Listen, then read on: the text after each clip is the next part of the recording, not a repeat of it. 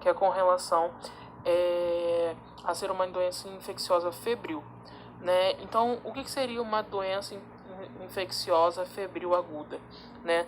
Ou seja, causa febre, né? Então, é o principal, no caso, sintoma que a gente vai ver de uma pessoa que tem dengue seria a febre.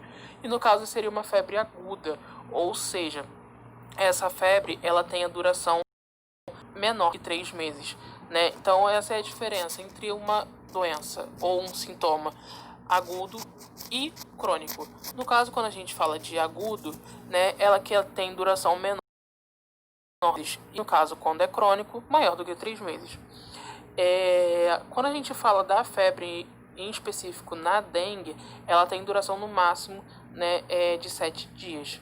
Né? Isso quando a gente está falando da dengue, né, clássica, ou seja, a dengue que é a mais branda, que é a mais fácil de ser sanada, esses sinais e sintomas. Além disso, a gente tem, né, a dengue hemorrágica, né, e o choque por dengue, que a gente vai ver que é um pouquinho mais complicado mais à frente.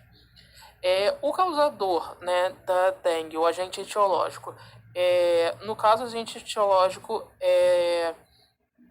seria, né, no caso, o Aedes aegypti, né, e esse Aedes aegypti, ele vai transmitir, ele vai ser o vetor, né, principal para poder infectar, no caso, o ser humano, né, e normalmente, né, essa infecção, como a gente vai ver um pouquinho mais abaixo, ela tende a ficar incubada por volta de 7 dias, né, de 6 a 7 dias. E somente a partir disso, né, que esse indivíduo está nos seus primeiros sinais e sintomas, né? E aí o que acontece? Os Aedes aegypti, né, que vai causar essa determinada doença, ele basicamente ele vai ser fêmeas. Da mesma forma como a gente viu nas aulas anteriores sobre malária, né, os Aedes aegypti também vai ser transmitidos, né, somente por fêmea, tá bom? E aí o que mais nos interessa é com relação à questão das manifestações clínicas, né? Ou seja, saber classificar com relação à questão dos tipos de dengue, né? Como eu falei para vocês lá em cima, existem a dengue clássica, né, a dengue hemorrágica e o choque por dengue, né? Com relação à dengue clássica, que é o mais comum que as pessoas têm, né? Como eu falei lá no início, o principal, né, problema com relação à dengue clássica seria a febre, né? E aí essa febre ela tem geralmente, né, uma temperatura entre 39 a 40 graus. Além disso, a gente vai ver que existem outros sinais e sintomas, né, que são associados, que seria, né, a cefaleia, lembrando, termo técnico para dor de cabeça, né, prostração, que seria, né, a pessoa ela vai ter um mal-estar contínuo, mialgia, né, dores dores musculares e artralgia, com relação às questões das dores articulares. Então, diferença, né, só para a gente entender melhor, entre mialgia e artralgia, né? Mialgia a gente está falando de dores musculares, artralgia a gente está falando de dores nas articulações. Ou seja, né, normalmente as pessoas que têm dengue ela vai sentir muita dor, né, corporal. Além disso, né, existem alguns casos em que a pessoa vai ter a dor retroorbitária, que seria, né, no caso, uma atrás dos olhos, né, mas não é muito comum, né, somente algumas pessoas, né. A gente vai ver também que é muito comum a pessoa ter exantema. O que seria exantema, né? Basicamente é manchas no corpo, né, manchas avermelhadas no corpo, né. E aí a gente vai ver que esse quadro, né, ele pode apresentar também, né, diarreia e vômitos, né?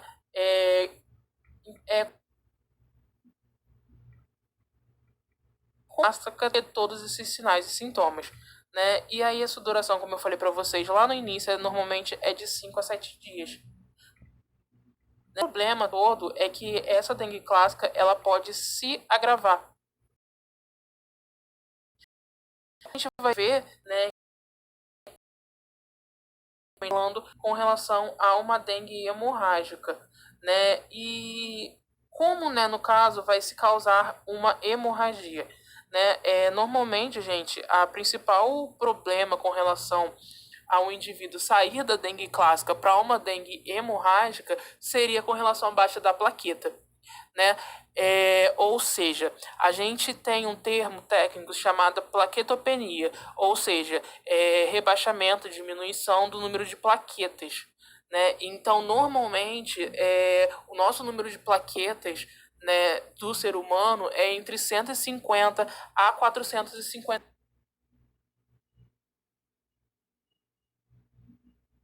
A plaquetopenia vai ter uma numeração,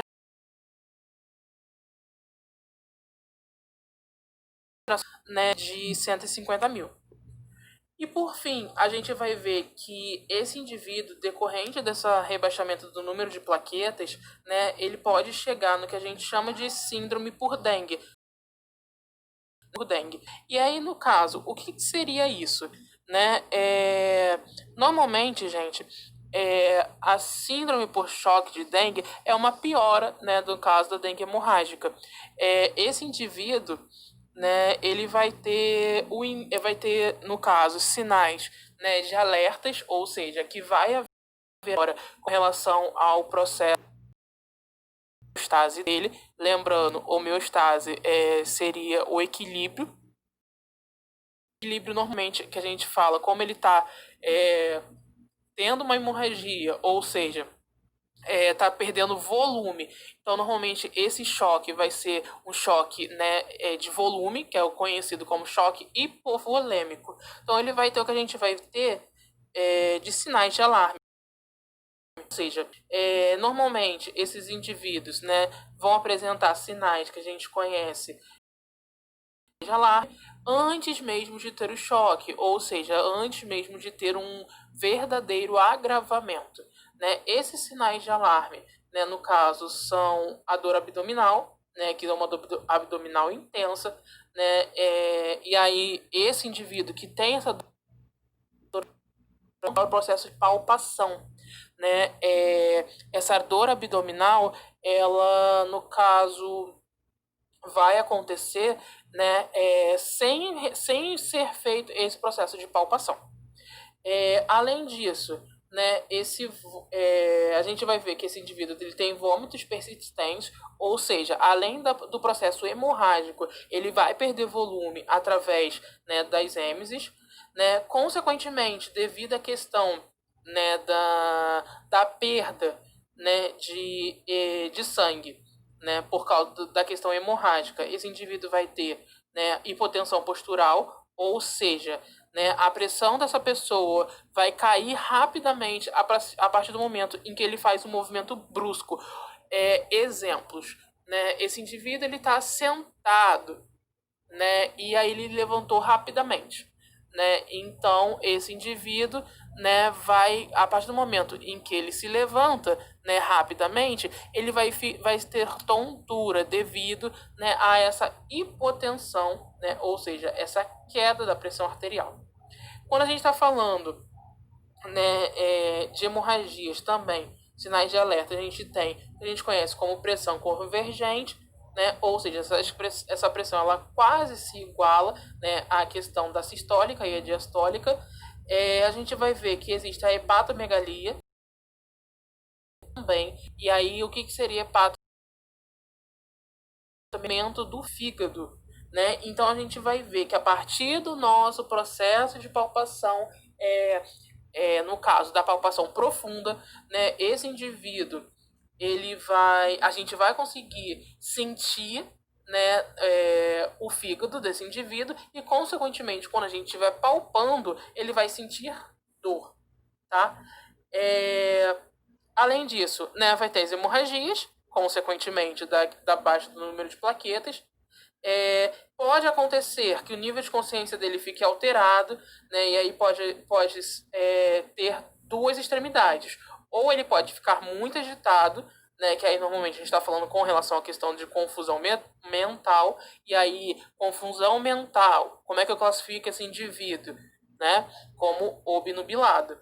E ou ele pode estar com letargia. E aí, só para a gente lembrar o que é letargia, né, classificando no nível de consciência, né, a gente vai ter um paciente torporoso.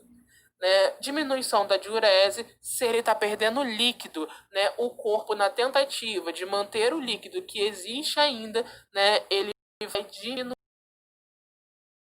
Né? E aí é o que a gente conhece, né, como no caso oligúria, né, termo técnico para diminuição da diurese. Por fim, né, a gente vai ter a diminuição repentina da temperatura, né, ou seja, da mesma forma que a gente vai ter uma hipotensão postural, ou seja, vai ter uma queda muito brusca e rápida relacionado à pressão do indivíduo, da mesma forma vai acontecer com a temperatura, decorrente ao quê? Decorrente também da perda de sangue, de líquido que existe. A gente vai ter um aumento repetido de hematócrito, né, se a gente está perdendo plasma, né, um hematócrito, né, como a gente viu, está relacionado com a questão com relação à questão da quantidade de hemácias que tem no sangue. Então, se esse indivíduo ele está perdendo líquido, consequentemente, ele está diminuindo a parte do sangue que é líquida, que é o plasma, né, com relação à parte dos outros componentes do sangue vai aumentar. Foi o que eu falei para vocês lá em materno, né?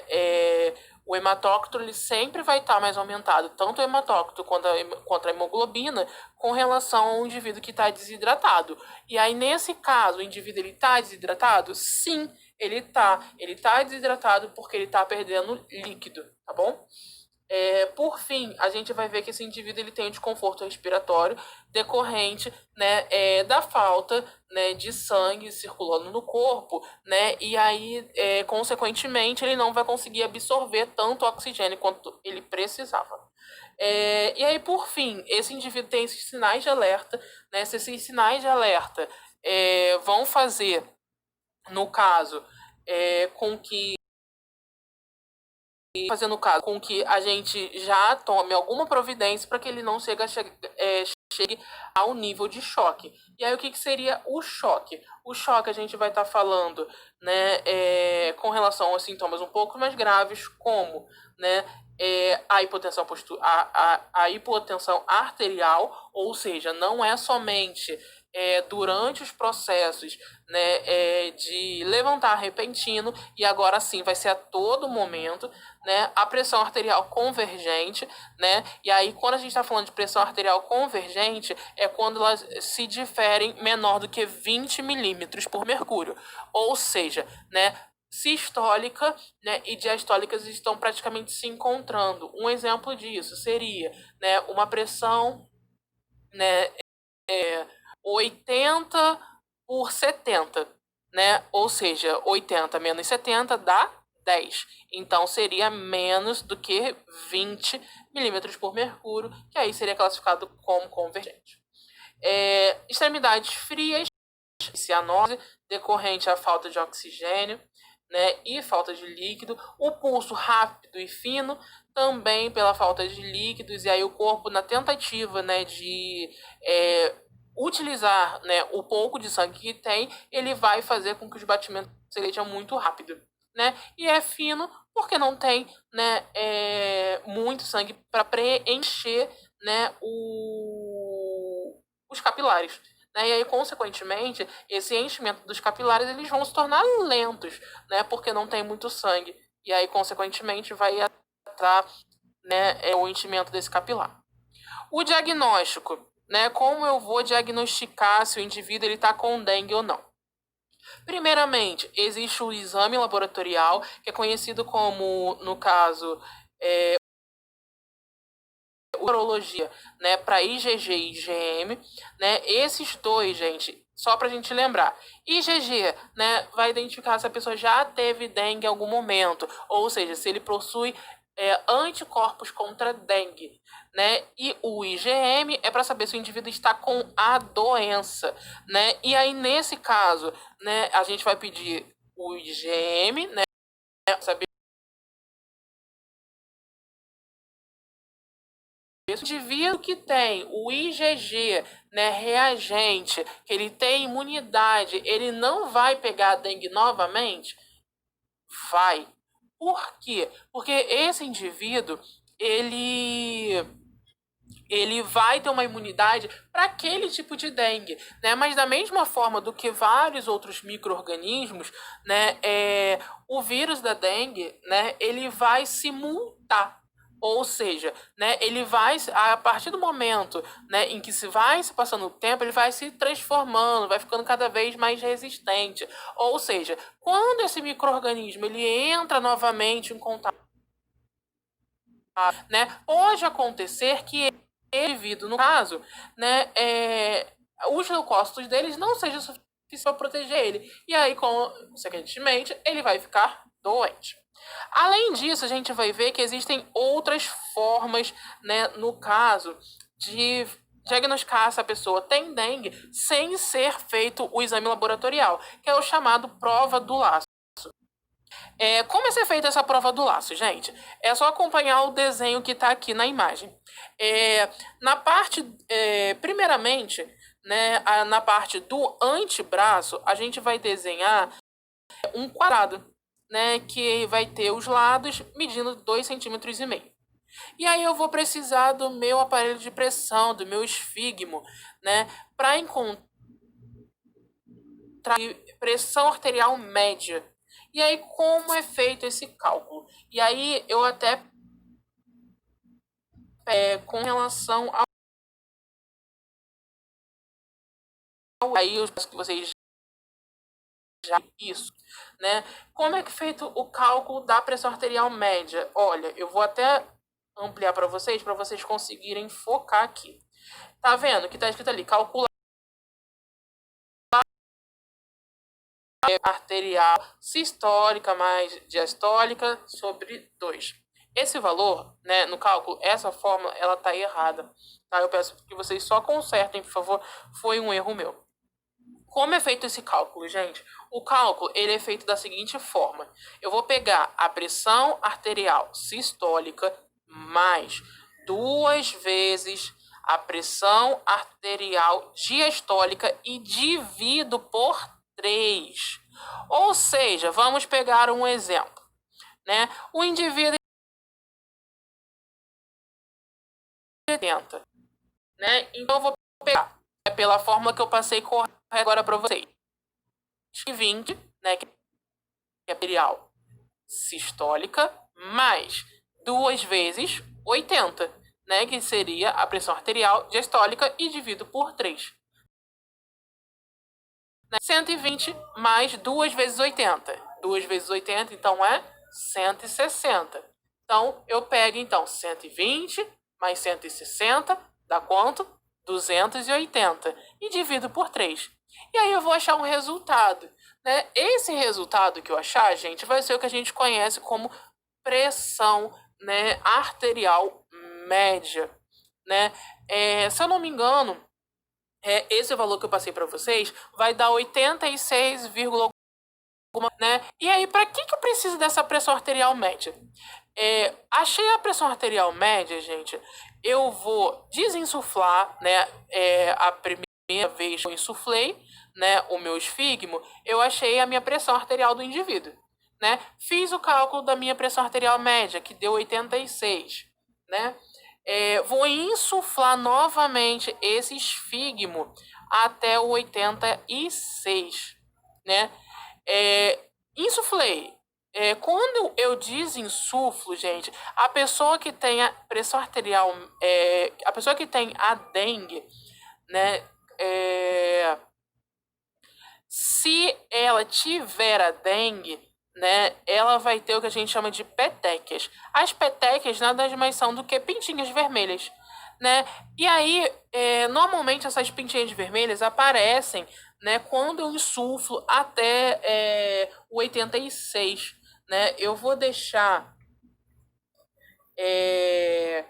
eu vou deixar esse indivíduo, né, com essa pressão, né, de 80, vai ficar lá insuflado 86. E aí eu vou contar, né, quantas petecas vai aparecer, né, no período, né, de 3 minutos.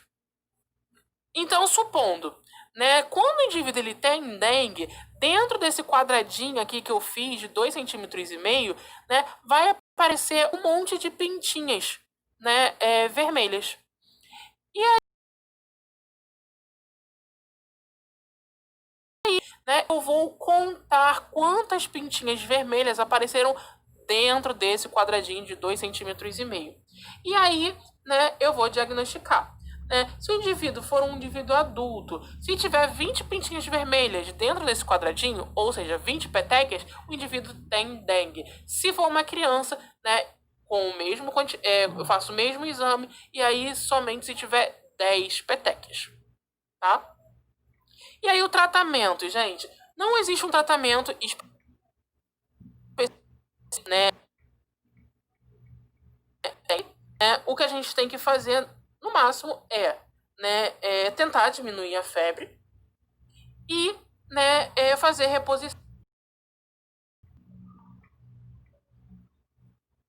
né, fazer soroterapia.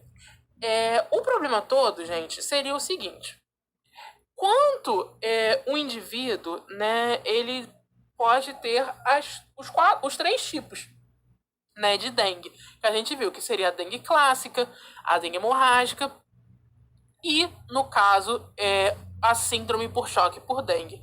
E aí, né, esse indivíduo que tem uma dessas 3, ele pode ser classificado através dessa. A primeira pergunta que para eu poder classificar o indivíduo entre A, B ou C, qual grupo ele é, para saber qual tratamento eu devo fazer, seria fazer algumas perguntas. A primeira pergunta: se esse indivíduo ele tem sinal de alarme. Né? O sinal de alarme, a gente já viu que lá em cima quais são, e aí eu respondo essa pergunta. Tá, esse indivíduo ele tem sinal de alarme? Não. Então, se esse indivíduo ele não tem, eu vou fazer uma outra pergunta. Ele possui sangramento? Se ele possui sangramento, ele vai ser classificado como grupo B. Se ele não possui sangramento, ele vai ser classificado como grupo A. Em contrapartida, se no caso ele tiver sinal de alarme, eu vou classificar, né, eu vou classificar como 2 grupos, o C ou o D. O C, gente, seria pessoas que têm sinal de alarme e não têm sinais de choque, diferente do grupo D, que são os mais graves, que seria, no caso, o indivíduo que ele tem sinal de alarme, mas também ele está com sinal de choque. A partir disso, eu classifiquei o indivíduo dentro desse um desses grupos, gente, eu vou saber o que fazer com ele, né? Se a gente perceber no grupo A e no grupo B, né, a gente pode fazer o que a gente chama de hidratação oral. Ou seja, né, no grupo A e no grupo B, eu posso ser líquidos, né? E aí a gente está falando com relação à água, a suco e também a soroterapia por via oral. Diferente de quando a gente está falando do grupo C e D, que são pessoas que têm o sinal de alarme. Ou seja, se ele tem o sinal de alarme, ele pode sim ficar mais grave, né? Então, consequentemente, eu preciso ter um cuidado maior. Esse cuidado, fazer uma hidratação venosa, gente. Não deixar que esse quantitativo de líquido, né, venha diminuir a tal ponto que chegue, né, ao sinal de choque, que seria o grupo D, né? Mas mesmo assim, né, as pessoas que estão no grupo D, a gente vai fazer soroterapia, né, deixar que caia mais esse quantitativo de líquido e tratar, né, as outras consequências que podem vir surgir, né? Como a gente viu, né, existem outros sinais e sintomas, né, pela questão do agravamento que não vai estar relacionado a somente a perda de líquido. E aí, a prevenção, acredito que todo mundo já conhece, todo mundo já viu, né? Que seria, né, com relação à questão da água parada, né? E aí, esse indivíduo, né, garrafas, latas, rodas, e enfim, que tenha, que água, né, a gente tem que orientar esse indivíduo, né, a duas coisas.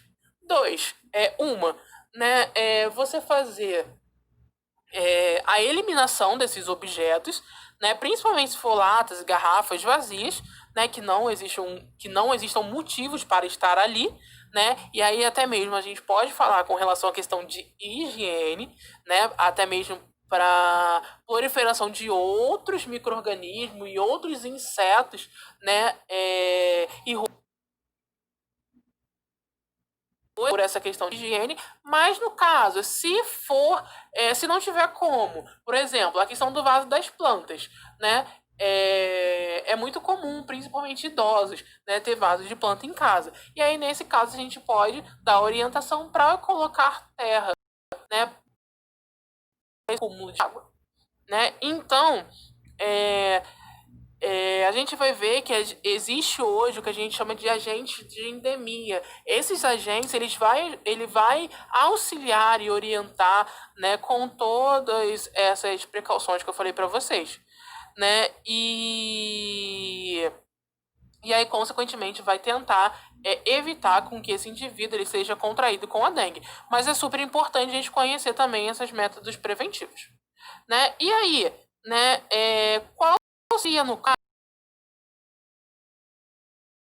né, relacionado à enfermagem sobre a dengue, né? Primeira coisa, né, a gente vai fazer, primeiramente, dentro das nossas atividades, questões de orientação, e aí foi o que a gente viu lá na matéria passada, lá em saúde coletiva, né? A primeira coisa que a gente tem que fazer é a prevenção, né? Ou seja, fazer o que eu falei nesse slide anterior, né? Fazer com que esse indivíduo, se ele contraiu a dengue, eu posso pedir para ele poder, eu posso orientar ele a fazer a soroterapia oral, se não for grave, ou até a soroterapia, tá? Segundo a prescrição médica. Além disso, né,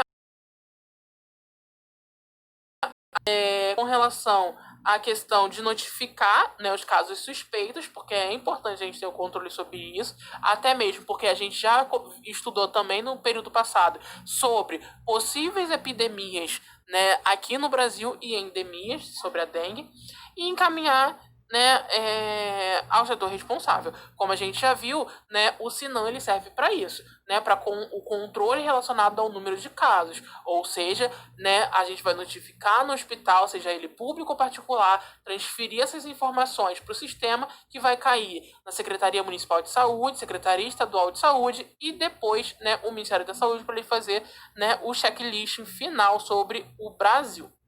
E aí, por fim, a gente tem com a diferença, né, entre dengue, zika e chikungunya, né? A primeira coisa, gente, que a gente tem que perceber, né, a gente tem que ver que no caso entre elas, né, a febre tá ali. Mas aí a duração da dengue, se vocês perceberem, é maior do que zika e chikungunya. Então, essa seria a primeira diferença. A gente vai ver também, gente, com relação à questão das manchas da pele, né? O que a gente viu que se chama, né, exantemas, né? E quando a gente faz aquele exame da prova do laço, no caso, são as petequias. Mas nesse caso aqui, manchas da pele, a gente está falando de exantemas, que fica, né, constantemente na pele.